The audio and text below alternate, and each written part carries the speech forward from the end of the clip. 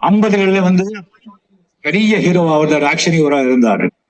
பெரிய action hero, like Alibaba படம், மலைக்கல்லன், அந்த மாதிரி படங்கள் இருக்கும்போது சடனா 52 எனக்கு சிவாஜி சார் அவருடைய என்ட்ரி,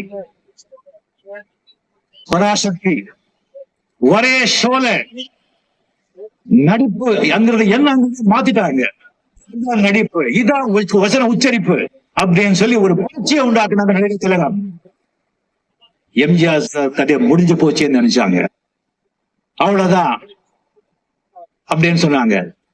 அப்ப வந்து எம்ஜிஆர் சார் படம் ப்ரொடியூஸ் பண்ணாங்க. அவர் சொந்தமா ப்ரொடியூஸ் பண்றது மட்டும் இல்லைங்க, மாணவர்கள் தெரியாது, அந்த படத்தை அவரே டைரக்ட் பண்ணாரு. இந்த படம் நாடோடி மன்னன். இது படிச்சது டைரக்டர்ல நடுங்கிட்டாங்க. நான் யாருன்னு நிரூபிச்சாரு. நீங்க யாரும் வரலன்னாலும் பரவாயில்ல, நானே படம் எடுத்து நானே டைரக்ட் பண்ணி நானே போறேன் அப்படின்னு சொல்லிட்டு.